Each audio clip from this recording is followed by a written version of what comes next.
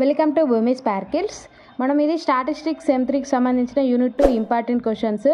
So నేను ఇది weekly once ఒక వీడియో కూడా ఎక్స్ప్లెనేషన్ వీడియో రిలీజ్ చేస్తున్నా. సో ఈ క్వశ్చన్స్ పైననే ఈ వీడియోలో మనం ఫస్ట్ క్వశ్చన్ ఉంది కదా, explain partial and multiple correlation coefficient అనేది చూద్దాం నెక్స్ట్ వీడియోస్లో. సో ఈ 4 క్వశ్చన్స్ అయినా ఇంపార్టెంట్ అని మీరు అనుకోవచ్చు. సో ఇందులో చాలా క్వశ్చన్స్ ఇంక్లూడ్ అయి ఉన్నాయి. పార్షియల్ కొరిలేషన్ కోఫిషియంట్ అని ఒక క్వశ్చన్ ఇవ్వచ్చు, మల్టిపుల్ కొరిలేషన్ కోఫిషియంట్ అని ఒక్క క్వశ్చన్ ఇవ్వచ్చు, ఎందుకంటే ఇవి లాంగ్ క్వశ్చన్స్లా ఉన్నాయి. నెక్స్ట్ ఇక్కడ association of attributes and methods of association, so ఇందులో 2 క్వశ్చన్స్ ఇంక్లూడ్ అయినాయి. Next relation between Yule's coefficient, so ఇది చాలా మోస్ట్ ఇంపార్టెంట్. నెక్స్ట్ ఇక్కడ చూడండి, so define class, frequency, independence of attributes, so ఇవి చిన్న బేసిక్ టర్మ్స్ అన్నట్టు. సో నేను ఇవే కాకుండా ఇంకా బేసిక్ టర్మ్స్ ఉంటాయి కదా, సో అవి కొంచెం ఇంపార్టెంట్ 4 మార్క్స్కి రావచ్చు. క్లాస్, ఫ్రీక్వెన్సీ, ఆర్డర్, ఇంకా అవి ఉంటాయి కదా పాజిటివ్ క్లాస్, అవన్నీ చెప్పిన. సో మన ఛానల్ని సబ్స్క్రైబ్ చేయకుంటే సబ్స్క్రైబ్ చేసి సో ఇవి చూడండి, సో మీకు యూస్ఫుల్ అవుతాయి. ఇంకా ఏమైనా క్వశ్చన్స్ కావాలన్నా, ప్రాబ్లమ్స్ కావాలన్నా కానీ నాకు కామెంట్ చేయండి. యాజ్ పాసిబుల్ యాజ్ నేను మీకు రిప్లై ఇస్తాను. నా దగ్గర అవైలబుల్ ఉంటే నేను ఖచ్చితంగా మీకు పెడతాను పీడిఎఫ్ లాంటిది. Explain partial and multiple correlation coefficient. So partial correlation coefficient include అవుతుంది ఇందులోనే, మల్టిపుల్ కొరిలేషన్ కోఫిషియంట్ కూడా ఇంక్లూడ్ అవుతుంది. సో దీనికి ఫార్ములా ఉంటుంది కదా, సో ఈ ఫార్ములాస్ ఎలా గుర్తుపెట్టుకోవాలని, సో ఇది ఒక ట్రిక్ ఉంది. సో ఈ ట్రిక్ కూడా మీకు చెప్తాను, మా డిగ్రీలో వచ్చింది. సో నేను చాయిస్ వదిలేసుకున్నా. సో ఈ ఫార్ములానే ఈ ఫార్ములా అర్థం కాక సో ఓ చాయిస్ వదిలేసుకున్న తర్వాత లాస్ట్కి అదే క్వశ్చన్ లాంగ్ క్వశ్చన్స్లో వచ్చింది. సో ఏమంటారు, వాటర్ తాగడానికని సో నేను బయటకు వెళ్ళిన, అంటే కొంచెం అందులో ఎక్కువ నాకు నేను చదివిన క్వశ్చన్స్ రాలేవు. సో ఏది చదివినా అవే క్వశ్చన్స్ రాసి బయటకు వచ్చిన వాటర్ తాగడానికని. సో మా ఫ్రెండ్ కూడా వచ్చింది. సో సేమ్ క్వశ్చన్, అబ్బా ఇది నేను చూసి నేను లీవ్ చేసేసిన అని చెప్తే, సో గిట్లా కాదే గిట్లా అని కొంచెం 5 minutes మాట్లాడినాం అన్నట్టు. ఆ మాట్లాడినంత మందం సో నేను 8 మార్క్స్కి 4 మార్క్స్ మందం రాసిన. సో ఆ 5 minutes టాక్ తోటి. సో ఇది నా ఒక బెస్ట్ ఎక్స్పీరియన్స్ అని చెప్పవచ్చు. సో నెక్స్ట్ క్వశ్చన్లోకి వచ్చేస్తే, correlation between 2 random variables with other variable taken as a constant is called partial correlation. So correlation అంటే ఏంటి, సో మీకు ప్రీవియస్ వీడియోలలో చూస్తే తెలుస్తుంది. కోరిలేషన్ అంటే 2 వేరియబుల్స్లలో ఉండే రిలేషన్ని మనం కొరిలేషన్ అని అంటాం. పార్షియల్ కొరిలేషన్స్ అంటే ఇప్పుడు 3 వేరియబుల్స్ ఉన్నాయి, x1, x2, x3, 3 వేరియబుల్స్ ఉన్నాయి. So x1, x2 2 random variables, x3 అనేది constant.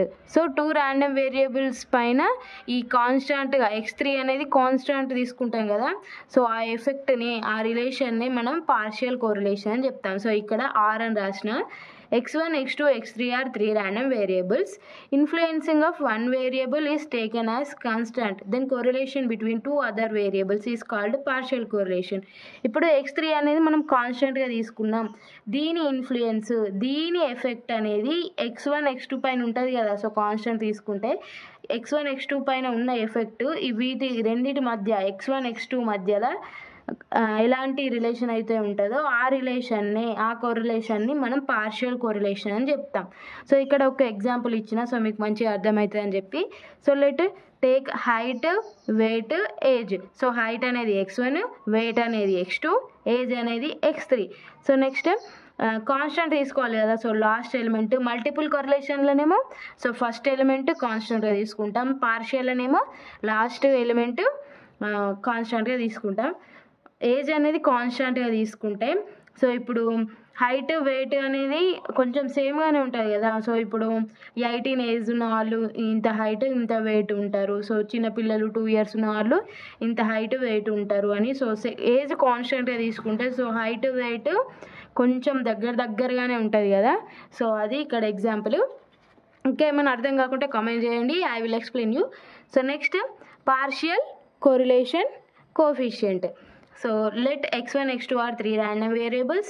Correlation between x1 and x2 where x3 is constant is denoted by, so x1, x2 మధ్యలో correlation, x3 అనేది అక్కడ కాన్స్టాంట్. సో ఇలా రాస్తాం మనం, r 1 2 constant తీసుకునేది 0.3. So ఇప్పుడు ఇక్కడ ఇదేంటి correlation between x2 x3 where x1 is constant. So 1 3 ఉంటే సో 1 3 మధ్యలో కొరిలేషన్ 2 x2 అనేది కాన్స్టెంట్ అన్నట్టు. సో ఇలా మనం గుర్తుంచుకోవాలి. సో మీరు మీ లెక్చరర్స్ ప్రొఫెసర్స్ అయితే సో ఇది చెప్పరు, సో ఓన్లీ చెప్తారు. ఇది నేను చెప్తున్నా r of xy comma z. So r of xy, so first 2 elements, next r of x z, ఫస్ట్ది థర్డ్ది, నెక్స్ట్ సెకండ్ది థర్డ్ది. సో ఇది గుర్తుంచుకోండి. సో ఇప్పుడు ఈ ఫార్ములా ఉంది కదా, సో ఆల్ఫాబెట్స్లో రాసిన నేను. సో ఇప్పుడు 12.3 ఉంది. So x instead of 1, y instead of 2, z instead of 3. So ఈ ఫార్ములాలో రీప్లేస్ చేయండి. సో ఇలా అవుతుంది. సో xy అంటే ఇక్కడ ఫస్ట్ ఏమున్నాయి 1 2 r12 minus minus r x z 1 3 1 3 r of y z అంటే last 2 2 3 2 3 by square root of 1 minus r of x z 1 3 స్క్వేర్కి square under root 1 minus ఇది ఓల్డ్ రూట్. సో దేనికి నేను రూట్ వేసిన, so old root పెట్టుకోండి.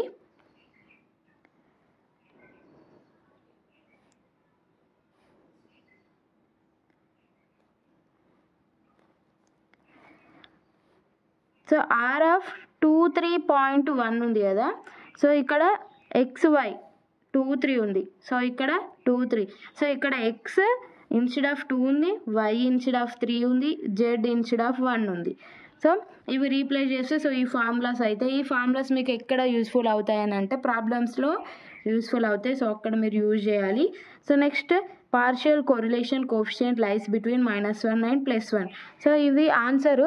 ఇప్పుడు మీరు ఏదైనా ప్రాబ్లమ్స్ ఇచ్చారనుకో, సో దాని ఆన్సర్ అనేది -1 నుంచి +1 మధ్యలో ఉంటుంది. అంటే 0.2 0.1 0.6 అట్లా ఉంటుందట.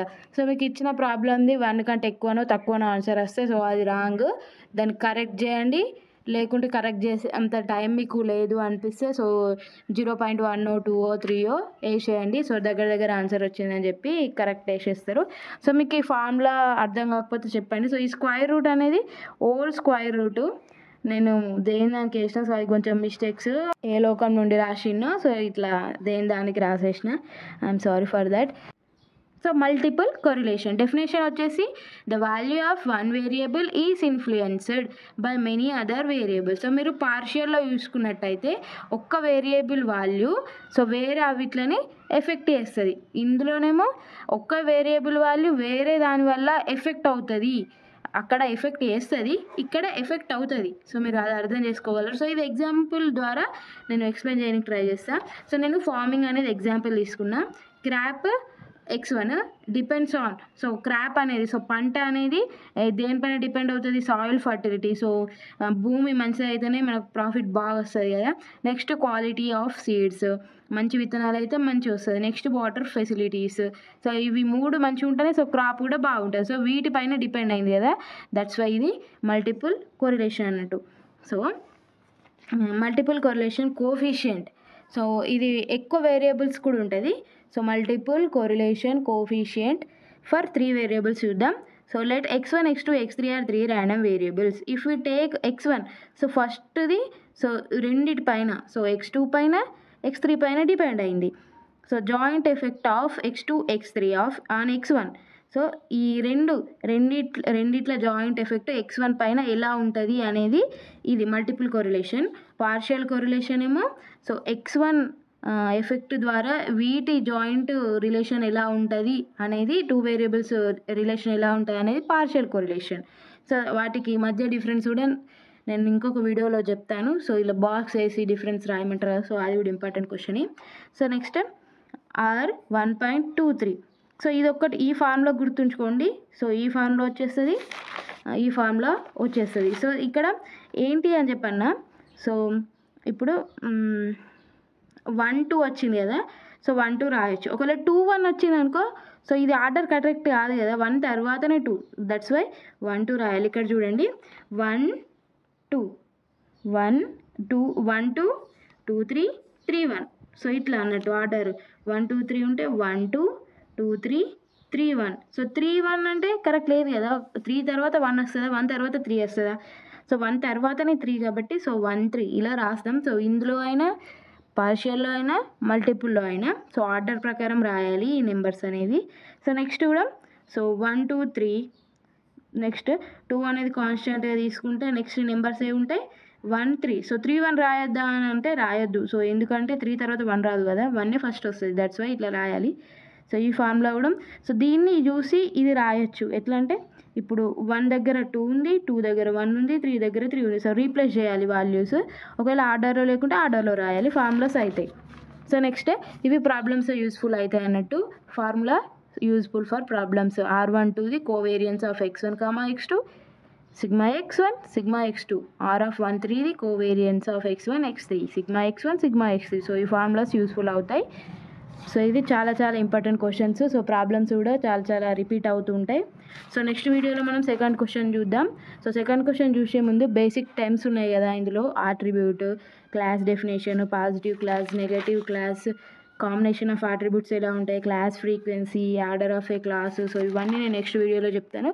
ఆ వీడియో కోసం వెయిట్ చేయండి. And thank you for watching. Me video నచ్చినట్లయితే మన ఛానల్ని లైక్ చేయండి, సబ్స్క్రైబ్ చేయండి.